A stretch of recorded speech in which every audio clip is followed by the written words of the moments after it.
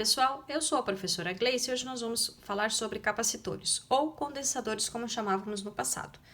Esses dispositivos, eles estão presentes nos circuitos elétricos e a função dele é armazenar energia elétrica. Para quando necessário, ele faz essa liberação dessa energia num curto intervalo de tempo, aí ele se descarrega. Diferente dos geradores ou dos receptores, nós tínhamos que os geradores tinham essa simbologia, corrente elétrica passando nesse sentido, ele tinha um tipo de energia e transformava em energia elétrica. Já os receptores, eles recebiam a energia elétrica e transformavam em um outro tipo de energia, por exemplo, mecânica, luminosa, alguma outra dessas, certo? Os capacitores, por sua vez, eles não vão fazer a transformação. Então, aqui transformava, aqui também. Eles não, eles fazem o armazenamento. E armazena energia elétrica, libera energia elétrica. Quando a gente fala em capacitores, a gente vai falar então de dois condutores que estarão isolados, que nós chamamos de armaduras ou placas, certo? Uma das placas vai ficar carregada com uma carga positiva, enquanto que a outra armadura vai ficar carregada com a mesma quantidade de carga, só que com o sinal oposto, uma carga negativa.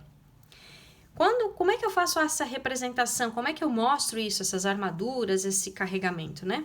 Então, nós temos aqui a representação, tá? Nessa representação, nós colocamos aqui, ó, essa daqui é a primeira placa, essa aqui é a segunda placa, ou a armadura 1, armadura 2.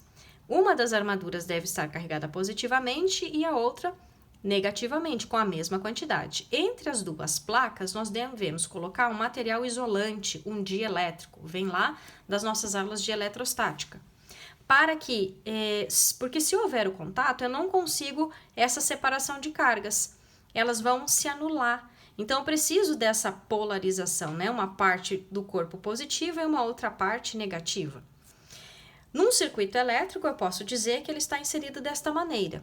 Aqui nós temos a nossa fonte de tensão, aqui nós tínhamos um capacitor que não havia carga ainda. Enquanto ele irá se carregar, nós teremos uma corrente elétrica circulando. Então, a placa aqui de cima, que está ligada ao alto potencial, ficará positiva. E a de baixo, ligada ao baixo potencial, ficará negativa. E a corrente elétrica, ela cessa quando ele preenche a quantidade de carga de acordo com as suas características.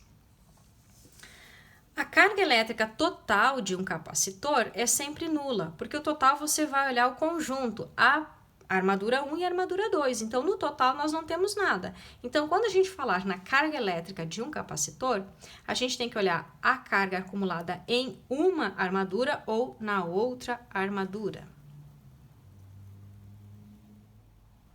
Vou fazer aqui com vocês uma relação entre os capacitores e a eletrostática. Nós temos aqui um capacitor carregado com uma quantidade de carga Q. Aqui nessa placa estaria positiva, nesta outra a mesma quantidade de carga, só que negativa. A carga líquida, lembre, é zero, mas eu olho separadamente quantos coulombs tem aqui ou quantos coulombs nós temos aqui, certo?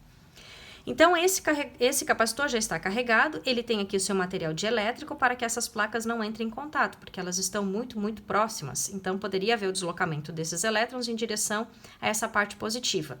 Para que isso não ocorra, colocamos o dielétrico. Capacitores podem ser planos, cilíndricos ou ainda esféricos. Admitamos que esse daqui nós temos as placas paralelas, né? Então, quando você tem um corpo positivo e um corpo carregado negativamente, entre eles haverá um campo elétrico. O campo elétrico é uma grandeza vetorial. E neste caso, ele estará orientado das positivas em direção às negativas, do maior potencial em direção ao menor potencial. Então, aqui você tem a presença de um campo elétrico. Se você tem a presença de um campo elétrico, então você vai ter essa diferença de potencial entre as placas. Então, por isso que a gente fala da diferença de potencial. Então, você tinha uma quantidade de cargas acumuladas, essas cargas têm um campo elétrico e esse campo elétrico, então, proporciona essa diferença de potencial entre as duas placas. Isso daqui são relações com a eletrostática, que por isso existir, é que nós temos a nossa eletrodinâmica. Esses 15 microfarads é a capacitância deste dispositivo. O que significa esta capacitância? Então, a capacitância é uma grandeza física, denominada pela letra C maiúscula, que é a razão entre a quantidade de carga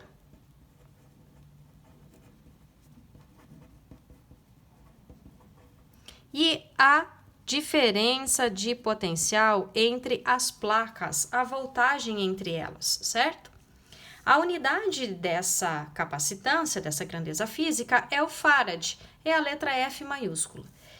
1 farad significa que você tem 1 coulomb, porque carga em coulomb, dividido por 1 volt. Diferença de potencial são os volts. Então, ao invés de escrevermos 1 coulomb por 1 volt, nós abreviamos isso e dizemos que é 1 farad. A capacitância, ela depende das dimensões do meio que envolve o capacitor. Ela não vai depender da fonte de tensão em que ela está conectada, mas sim das suas características nestes aspectos, dimensão e meio que a envolve. A capacitância, ela sempre vai ser um valor positivo. Ao fazer este cálculo, não importa se você pega a armadura positiva ou a armadura negativa, você vai usar em módulo. Então, você tem que a capacitância, aqui eu uso em módulo, a capacitância vai ser sempre um valor positivo. É uma grandeza escalar, portanto, não tem direção e sentido, nós apenas determinamos o módulo, tá? E como ela armazena energia elétrica, como eu determino a quantidade de energia armazenada?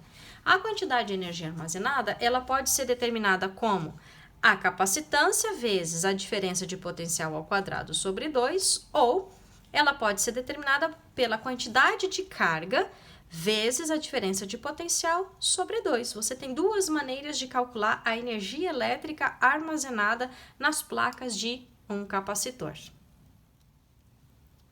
Nós temos aqui um gráfico da carga com a diferença de potencial. Então, ele sempre vai apresentar esse tipo de característica, um gráfico partindo do zero e uma reta crescente e linear, certo? Então, o que isso significa? Que se você não tem nada de carga elétrica, é claro que você não tem diferença de potencial. À medida que o capacitor se carrega, ele armazena carga, então ele vai ter uma diferença de potencial. Quanto mais cresce a carga, maior fica a diferença de potencial entre as duas armaduras. São dois aspectos importantes que nós vamos obter deste gráfico aqui. Nós podemos obter a área ou a inclinação.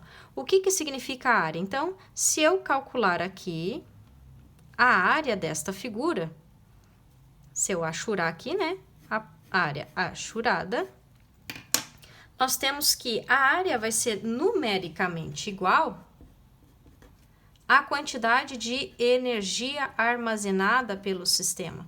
Então, nós vamos ter aqui que essa área vai ser a base vezes a altura dividido por 2.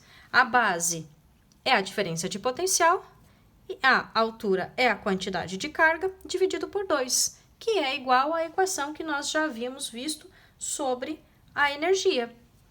Ou seja, isso daqui, a energia é a quantidade de carga, a diferença de potencial, dividido por 2. Essa equação vem do gráfico aqui.